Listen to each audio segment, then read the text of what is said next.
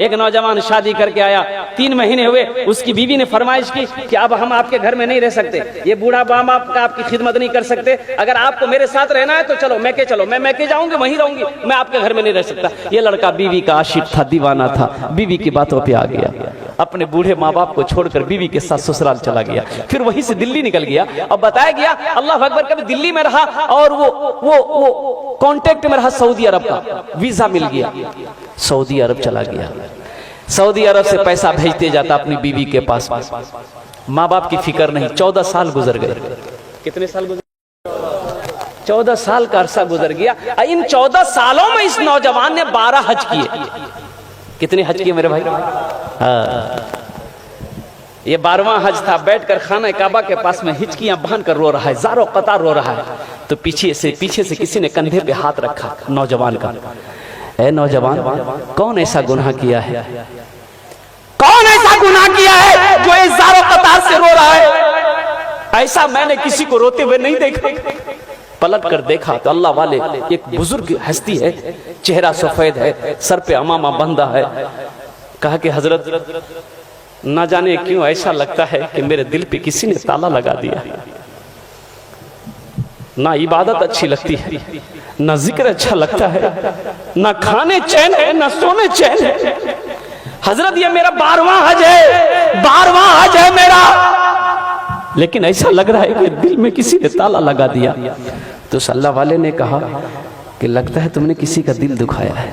हाँ, अरे सुभान अल्लाह, बोलो माशाअल्लाह, सुभान अल्लाह। लगता है तुमने किसी का दिल दुखाया है। तुम्हारी माँ है? माँ है, माँ है। बोला हाँ। बाप है? बोला हाँ। बोले कहाँ है? बोला पता नहीं। बोला पता नहीं, 14 साल हो गए मैंने माँ के चेहरे को नहीं देखा, बाप के चेहरे को नहीं देखा। पता नहीं मेरी माँ कैसे होगी, मेरा बाप कैसे होगा।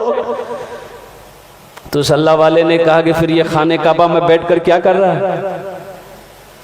क्या कर रहा है? उठ जा, जा भाग, अपनी माँ रूठे हुए माँ बाप से माफी मांग ले। अगर उन्होंने माफ कर दिया तो अल्लाह तेरे दिल के ताले को खोल देगा। सुभान अल्लाह, सुभान अल्लाह। खाने काबा में बैठकर क्या कर रहा है? जा, खाने काबा में बैठकर क्या कर रहा है? जा। ये नौजवान उठा, रोता हुआ उठा, अपना डेरा आया, रूम के अंदर में आया है और कुर्बान जाओ टिकट बनाने में लग गया। फ्लाइट पकड़ा, हिंदुस्तान की सरजमीन पर अपना कदम रखा।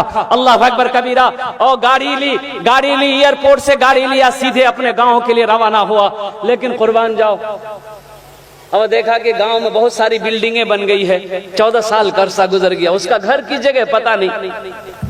एक बूढ़े मियाँ घास काट रहे थे बेटे। इस नौजवान ने कहा कि थोड़ा पूछ लूं अब्बा के बारे में, मम्मी के बारे में। तो उनसे पूछा कि चचा, ये अपना बाप का नाम लेके पूछा कि अब्दुल्ला साहब का घर कौन सा है? तो बूढ़े मियाँ ने नीचे से ऊपर तक देखा उस नौजवान को, कहा कि कौन अब्दुल्ला मियाँ? वो बेचारे तब इस दुनिया में नहीं रहे। उसका एक नालायक बेटा था, अपने माँ बाप को छोड़कर चला गया। बेटा का गम बर्दाश्त ना कर सका, बेचारा इस दुनिया से रुखसत हो। इस नौजवान की आंखों से आंसू जारी हो गया। फिर वो नौजवान पूछता है कि उसकी बीवी का क्या बना? उसकी बीवी, अपनी माँ के बारे में पूछा कि उसकी बीवी का क्या बना? तो कहा कि वो उसकी बीवी बेचारी शौहर के मरने के बाद दूसरे के घर में काम करती थी, किसी तरह रोटी रोजी उनकी चलती थी। लेकिन अब सुने में उसको फालिज मार दिया है, बिस्तर पे पड़ी रहती है, जिसको होता है खाना लाकर देता है, जिसको नहीं होता खाना लाकर नहीं देता है। अब तो पता ये भी चला है कि उसकी आंखों की रोशनी भी खत्म हो गई। बस उनकी एक आखिरी ख्वाहिश ये की रट लगाती रहती है कि मौला उस वक्त तक मेरे जिस्म से रूह ना निकले जब तक कि मैं अपने बेटे के चेहरे को ना देखूं। ना जाने वो कौन नालायक बेटा है जो अपनी माँ को छोड़कर भागा हुआ है। अब माँ है कि उसके लिए जान कुर्बान करने को तैयार। ये नौजवान ज़ारो कतार रोने लगा। कांपते हुए कदम से अपने आंगन में कदम रखा है। चारपाई पे देखा कि एक ज़ईफा, एक बूढ़ी सुकर कर बैठी। कदमों की आहट को सुनकर बुढ़िया ने आवाज लगाई, कौन है, कौन है? तो लरसते हुए आवाज में, कांपते हुए आवाज में इस नौजवान ने कहा कि माँ, तेरा गुनहगार बेटा तेरे सामने खड़ा है। माँ कहती है कि बेटा मेरे करीब आ जाओ, मेरे जिस्म में रूह इसलिए अटकी हुई थी, मेरे करीब आ जा मेरा लाल, मेरी आंखों में रोशनी तो नहीं थी जो तेरे चेहरे को देख सकूं, अपना चेहरा मेरे करीब कर दे ताकि हाथ फेर वो चेहरे पे, ताकि मेरे कलेजे को ठंडक मिल जाए। हाँ, पीते पीते दूध कभी चल में जब छुप जाते थे, पीते पीते दूध कभी चल में जब छुप जाते थे, खुद ठंडक में मां सोती गोदी में हम सो जाते थे। सुभान अल्लाह, सुभान अल्लाह। सो जाते थे। उस पल को याद करो ना मेरे बच्चों, जब हम छोटे थे, जब हम छोटे थे माँ की गोद में थे।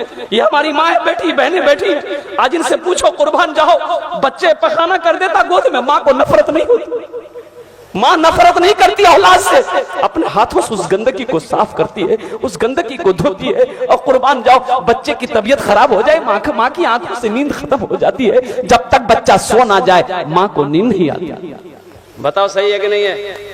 इंशाल्लाह हाथ उठा के वादा करो अपने माँ बाप की खिदमत करेंगे इंशाल्लाह। जलसा सजाने वालों, मेरे नौजवानों बच्चों सुनो, अगर ये जितने बैठे हैं ना यहाँ पर, जितने बैठे हो, अगर एक ने भी अगर अमल कर लिया इंशाल्लाह, एक ने भी अगर अमल कर लिया तो कसम खुदा की जलसा सजाने वाले का जलसा सजाना मकबूल हो जाएगा, आने वालों का आना मकबूल हो जाएगा, मुकर्रिर का तकरीर करना मकबूल हो जाएगा और सुनने वालों का सुनना मकबूल हो जाएगा। एक ने भी अगर अमल कर लिया, एक ने भी अगर अमल कर लिया, माँ बाप राजी, अल्लाह राजी, माँ बाप नाराज, अल्लाह नाराज। माँ बाप अल्लाह को राजी करना चाहते हो, माँ बाप को राजी कर लो, कसम खुदा की मेरा अल्लाह तुमसे राजी हो जाएगा, मेरा अल्लाह राजी हो जाएगा। कुरान में एक जगह नहीं, कई जगहों पर अल्लाह ने अपने साथ, अपनी इबादत के साथ साथ दूसरा जो हुक्म दिया वो ये हुक्म दिया कि अपने माँ बाप के साथ अच्छा सलूक करो, अपने माँ बाप के साथ अच्छा सलूक करो। रोजे का हुक्म नहीं दिया तुरंत अपनी इबादत की बात कि मेरी इबादत कर चुका जाओ रोजा रखो, नहीं, अपनी इबादत के साथ अल्लाह ने कहा कि मेरे साथ किसी को शरीक ना बनाना, अपने माँ बाप के साथ अच्छा सलूक करना। अल्लाह अकबर कबीरा, कुर्बान जाओ।